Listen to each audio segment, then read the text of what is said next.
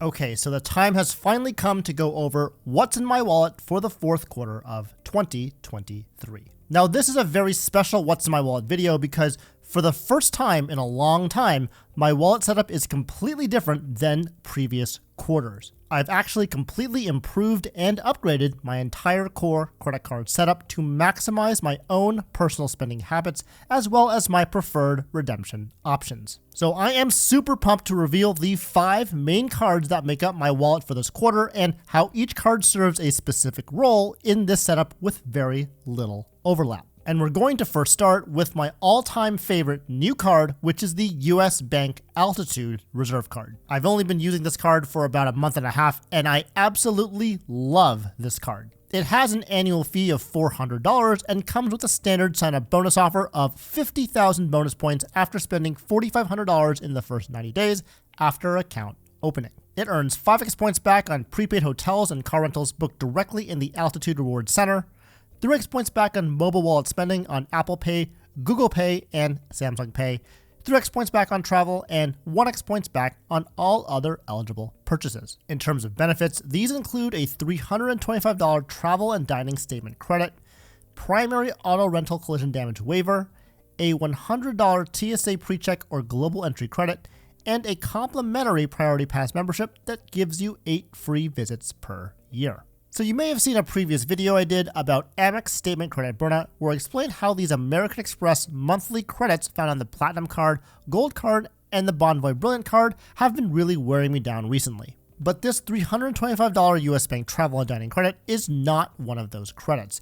This credit is actually incredibly easy to use. While working on the sign-up bonus for this card, I use this card both at fast food restaurants where I could use Apple Pay, as well as at sit-down restaurants where I had to use the physical card. And both types of dining purchases triggered the statement credit without any issues. Of course, after I complete the sign-up bonus, the physical version of this card will be put away, and now will only exist in my Apple Wallet, but it was cool to test those purchases out while I still use the physical card. I also used the physical card to pay for a hotel stay, and I used it when checking into the hotel. And after I checked out, the hotel charge also triggered the remaining travel credit with no issues. So I'm happy to report that both travel and dining purchases trigger this credit just fine, and it can be used very easily. Just as a reminder, this travel and dining credit is every account anniversary year, not calendar year, so just keep that in mind. So once the sign-up bonus is completed, this card, for me, will be exclusively used for that 3x mobile wallet category. And this has been a complete game changer for me since most restaurants,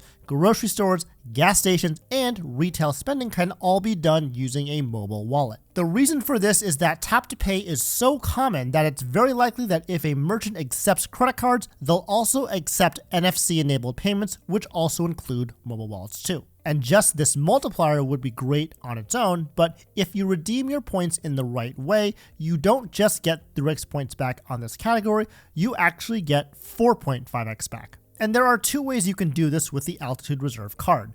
Either redeem your points for travel through the US Bank Altitude Rewards portal, or by using Real-Time Rewards. Real-Time Rewards is a US Bank Rewards platform where they send you a text message to redeem your points as you make charges on your connected US Bank credit card. And once you get that text, you can just type in redeem, and that specific charge you just made in real time can be covered by your points with a 1.5x boost, bringing that 3x multiplier to 4.5x points back. And just a small story to really drive this point home, I went to get my car serviced the other day, and of course there's never really a great multiplier category to put this type of charge in. Usually this falls into the everything else category, which we all know can be usually covered by your favorite 2x or 2% cashback card. But when paying for this expense, I was able to use my US Bank Altitude Reserve card on Apple Pay to pay for that purchase, getting me 4.5x points back on an expense that I never thought I'd ever get that high of a multiplier on. So you can see how insanely powerful this US Bank Altitude Reserve card is, and even though it's basically for cash back, since US Bank doesn't have any travel partners, the amount of categories this card can cover is limitless. So if you're like me and want a simple card with extreme value, this is the perfect card for you. I used to believe that the Amex Gold Card was the best everyday driver card, and I've completely switched my position on this. The best everyday driver card, at least for me, is the US Bank Altitude Reserve Card. Okay, so I've raved about the Altitude Reserve Card long enough, but of course there are going to be certain categories and situations where that card is not going to be the best one. And one of those situations is with paying rent. So the next card in my wallet is going to be the one and only Bilt MasterCard. The Bilt MasterCard is a no annual fee credit card that earns 3x points back on dining, 2x points back on travel, 1x points back on rent, as well as 1x points back on all other purchases, with the caveat that you must use this card 5 times each statement period to earn points. And although there's no sign-up bonus with this card, I was targeted for 5x points back on all purchases up to $10,000 for the first 5 days of having this card, and this started the day my Bilt MasterCard arrived in the mail. This card also has a lot of great benefits, especially for a no annual fee card, including no foreign transaction fees, primary auto rental collision damage waiver, cell phone protection, and access to multiple airline and hotel transfer partners. There are also some pretty cool events and opportunities to get even more points and rewards. For example, Rent Day, where on the first day of the month,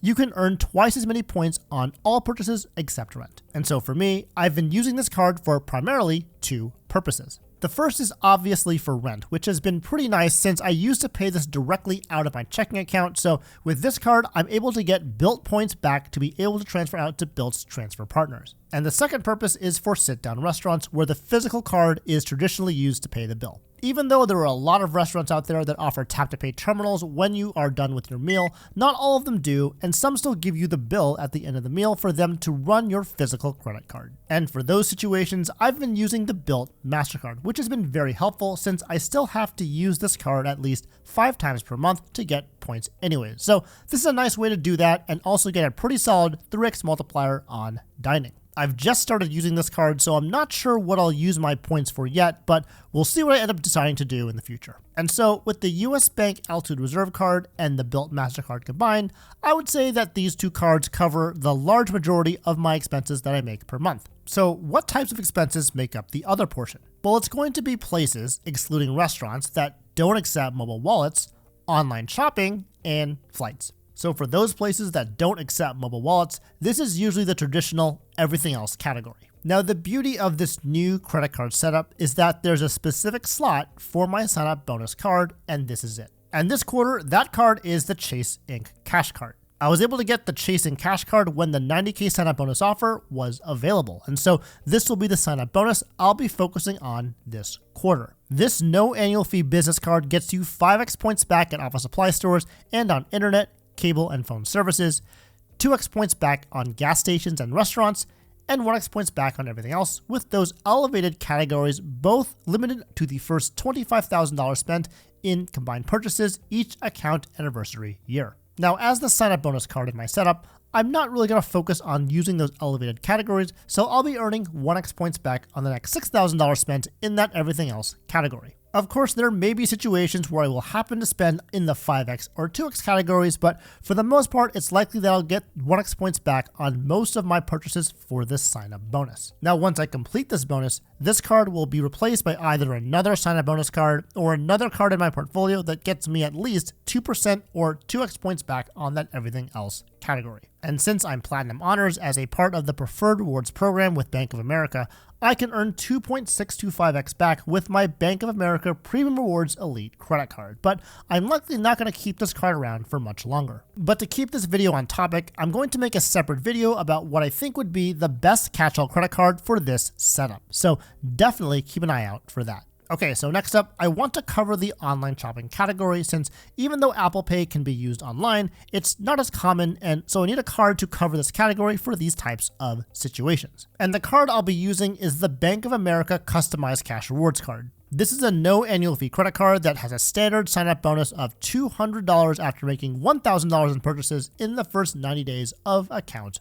opening. This card is most well known for its multiplier structure, which includes 3% cashback on the category of your choice, 2% cashback at grocery stores and wholesale clubs, and 1% cashback on all other purchases. And the 3% and 2% categories combined are limited to the first $2,500 spent per quarter, then 1% thereafter. The 3% categories are online shopping, cable streaming, internet and phone purchases, gas and EV charging, dining, drugstores, home improvement and furnishings, and travel. But as a Platinum Honors member, this 3% category gets a 75% multiplier bonus, boosting this category to 5.25%. So for those of you who have seen my previous What's in My Wallet videos, you may remember that I had been using this card for 5.25% on gas. But since gas is now covered by the US Bank Altitude Reserve card, I've switched my 5.25% category to online shopping. And this is perfect because now I can get a great multiplier on this category, although $2,500 per quarter can be a little limiting. And I'm going to fix that, but more on that in an upcoming video. Okay, so for the last card in my setup, this is a card that I'm actually using primarily for the benefits. And it may come to no surprise that this card is the Big Daddy travel card, the American Express Platinum. I'm not going to go into too much detail about this card since there's already plenty of content out there about it, but I will say that it has a $695 annual fee and tons of statement credits that you can use to offset that annual fee. And the main reason that I use this card is for two reasons: lounge access and access to American Express's fine hotels and resorts program. As someone who flies 4 to 6 times per month and frequents lounges in the Centurion Lounge network, I get a lot of great value with this card, as I'm always in a lounge getting free food and having a place to sit down to do some work before my flight. And I love American Express's fine hotels and resorts program, specifically for when I go to Las Vegas, as I can get a lot of value from this program while staying at some of my favorite properties, including the Bellagio and Palazzo. But since I'm keeping this card around for the benefits, there are also some opportunities to cover some spending categories with an elevated multiplier. And those categories are 5x MR points back on flights and 5x MR points back at FHR hotels. Of course, I could just use my US Bank Altitude Reserve card for flights, but since I already have the Platinum card and it has a pretty good 5x multiplier, I might as well continue using the card for this category. Okay, so let's take a look at my complete setup to see how all these cards work together. The US Bank Altitude Reserve card gets me 4.5x points back on mobile wallet purchases, including popular categories like restaurants, groceries, gas, and retail purchases, as well as 4.5x points back on travel. The Bilt MasterCard gets me 3x points back on dining, where mobile wallets are not accepted, and 1x points back on rent. The Chase In Cash card gets me 1x points back on everything, but as my sign-up bonus card, this spend will ultimately get me 90,000 Ultimate Rewards points after I spend $6,000. The Bank of America Customized Cash Rewards card gets me 5.25% cash back on online shopping, and the Amex Platinum gets me 5x MR points back on flights and 5x MR points back on FHR hotels. When taken all together, you can see that I run a hybrid cashback and travel setup, but the setup does lean more towards team cashback. Even though I still earn Bilt points and Amex membership rewards points, my setup no longer focuses on these flexible point currencies, since I've noticed that I'm likely going to get more value with these cashback cards based on my current travel and spending habits. I'm going to continue to use this setup for the rest of the quarter and continue to fine tune it for sure, but so far I'm really enjoying using it, and I think it fits me way better than my previous credit card setup. My favorite parts of this new setup are not only the game-changing mobile wallet category on the US Bank Altitude Reserve card, but also how my setup now has a permanent slot for my sign-up bonus card, which a lot of setups don't really have. And as much as I love What's in My Wallet videos, this video is only focused on my core credit card setup, which is only a small part of your overall credit card portfolio. So to learn the best strategy for all of your credit cards, check out this video next.